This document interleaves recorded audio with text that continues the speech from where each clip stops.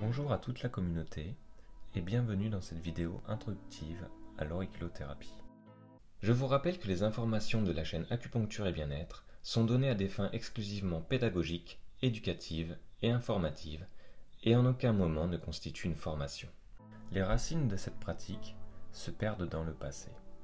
La tradition vient-elle d'Égypte, de Perse ou de Chine? Nul ne le saura jamais. Par contre, nous savons que les Égyptiens calmaient certaines douleurs par la stimulation de quelques points du pavillon auriculaire. Hippocrate, au 5e siècle avant Jésus-Christ, utilisait l'oreille à des fins thérapeutiques.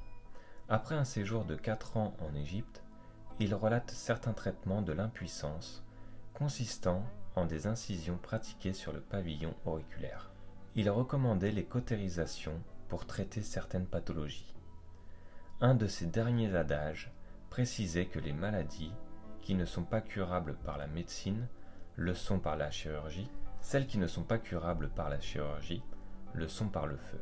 La cautérisation était donc une technique de soins connue par les médecins depuis Hippocrate. Au Moyen Âge, 10e siècle à Cordoue, en Espagne, Aboul Cassis utilise la cautérisation. Au 16e siècle, Ambroise Paré décrit lui aussi la cautérisation pour stopper les hémorragies. Au XIXe siècle, de nombreux médecins la pratiquent autour de la Méditerranée. Le docteur Percy, chirurgien général sous Napoléon, utilise les cautères sur les champs de bataille. En France, en 1951, le docteur Paul Nogier, médecin lyonnais, développe véritablement la technique. Chaque oreille est un écran où se projettent toutes les parties du corps. Il établit la cartographie de l'oreille et mettra 10 ans pour définir la relation des points avec certaines régions du corps.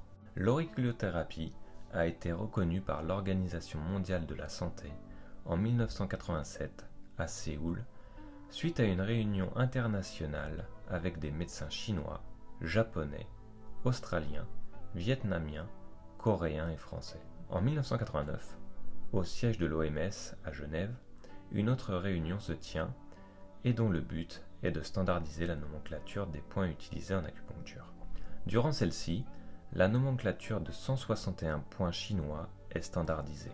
La délégation chinoise refuse d'incorporer aux travaux les points de l'oreille car ils n'appartiennent pas à la tradition chinoise. À Lyon, en 1990, se tient un groupe de travail sous l'égide de l'OMS dont le rôle est de standardiser la nomenclature des points d'oreille. 43 points sont répertoriés et nommés. Son efficacité a été évaluée par l'INSERM à la demande de la Direction générale de la santé, rapport 2013. Extrait de la page 221. En France, l'auriculothérapie est une technique utilisée principalement en médecine libérale. Pour celui qui la pratique quotidiennement, elle est précieuse dans le traitement des douleurs, des troubles fonctionnels et des addictions. Elle permet d'obtenir des résultats inespérés et parfois spectaculaires devant des douleurs rebelles, névralgie sciatique, trigéminale, migraine.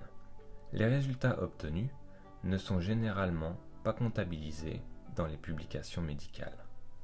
Voilà pour cette vidéo introductive à l'auriculothérapie. N'hésitez pas à me laisser un commentaire et tu peux également me poser des questions. Si tu as trouvé cette vidéo intéressante, n'hésite pas à la liker, ça me montrera qu'elle t'a été utile et c'est mon but principal. N'oublie pas d'activer la cloche pour être alerté lors d'une nouvelle mise en ligne et on se dit à bientôt pour une nouvelle vidéo.